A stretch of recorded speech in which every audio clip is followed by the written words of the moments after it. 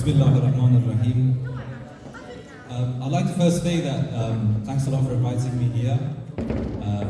Second of all, it is very, very refreshing to see a community as vibrant, as so in touch with their culture as this one. It is very, very rare, particularly in the British community, to find a culture as youthful and vibrant and energetic as this one. So I'd like for everyone to give themselves a round of applause for this amazing event.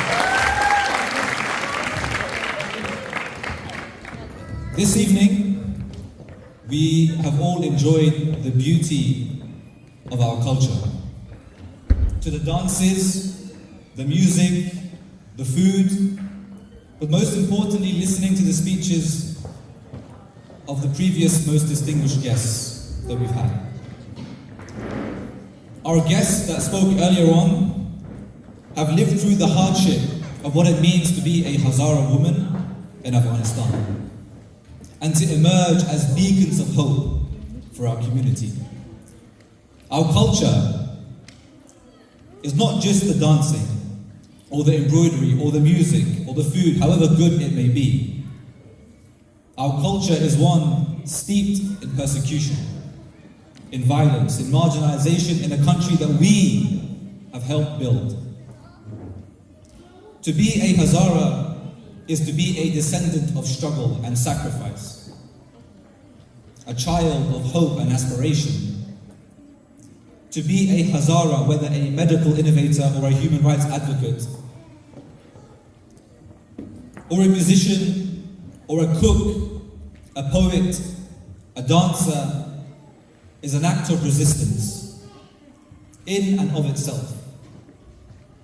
Our very gathering here today is an act of defiance against centuries of oppression.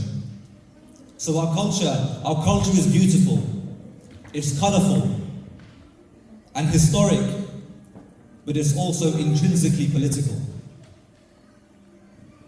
We all here today live along a continuum, a timeline, a history of struggle.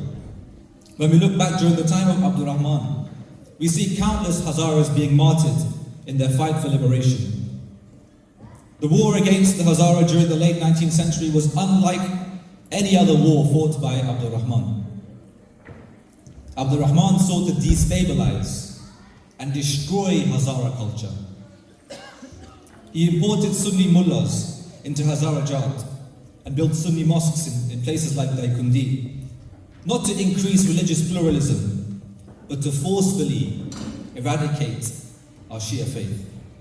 He enslaved us, put us in chains, not for economic advantage, not for money, but to erase our ancestry and to degrade our cultural structure.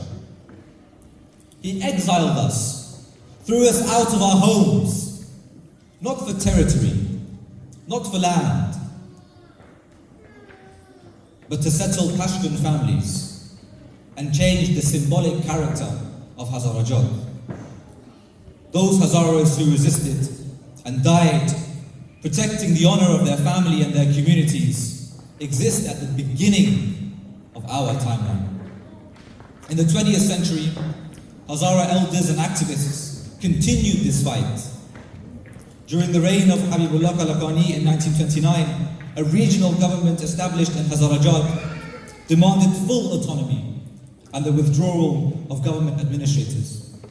In the 1960s, Hazara delegates lobbied for the unification of Hazarajat into one political unit and for the official recognition of Ja'fari fiqh.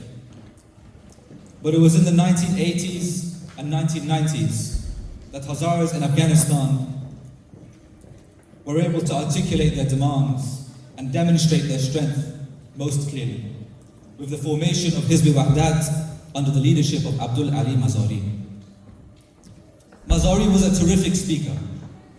He could awaken a crowd from their slumber and their sleep and ignite them with a passion to take a stand.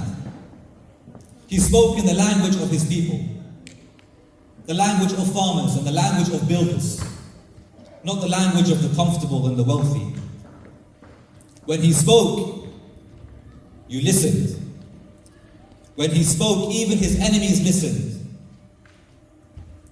But his words were not empty. They were full of responsibility and burden to act, to continue our culture of resistance, to confront injustice and battle against political and social exclusion, to ensure our women are respected, to fight for our rights as free citizens of Afghanistan. Whether that be from the Pashtun kings, the Hazara Prime Minister, or the Tajik presidents. The legacy of Abdul All Mazari, therefore, the undeniable strength of his memory, was his function as a catalyst for decades of Hazara political activism. From early Hazara representation in Afghanistan's new democracy to the Enlightenment movement in 2016, the anti-Taliban protests of Hazara women in the last few years, all emerged from the bravery and political intellect of one man 40 years ago, who united a terribly disunited people and merged their efforts into one ultimate goal: respect. Respect for the Hazara people. From the time of Abdul Rahman Khan to the time of Mazari until today, our culture has been one of resistance. 130 years ago, we resisted against Abdul Rahman Khan. Today, we resist against the Taliban. So when we make our music, our beautiful, beautiful music, make it so that the Taliban can hear it loud and clear. When we make our food, make it so that the Taliban can smell it in their own homes. And when we educate our children about our history, do so with the hope that one day they will be able to rebuild our country, and that in the times of darkness that are to come, to remember Mazari's words, that to be a Hazara is not a crime. My small contribution to this resistance is through a research project I am undertaking at the University of Oxford. The research intends to situate the contribution of Abdul All Mazari during the Soviet occupation and civil war, in particular his intellectual and ideological contributions to the politics of Hazaras. I intend to look into the character of Mazari's Islamism and his relationship to the Islamic Republic of Iran, his balance between an Islamist and an ethnic focus, and his vision for Afghanistan and the position of Hazaras within it, including his support for a decentralized federalist constitution. By doing this, we place Mazari in the English language literature for the very, very first time, and we cement his place as one of the bright and pioneering minds of Afghanistan. To complete this research over the coming years, I need the support of our community. In particular, I would like to interview anybody involved in Hazara politics during the 1980s and 1990s, and anyone who had met or spoken with Mazari during his lifetime. Every participant will, of course, have the choice to be completely anonymized and protected. Thank you very much.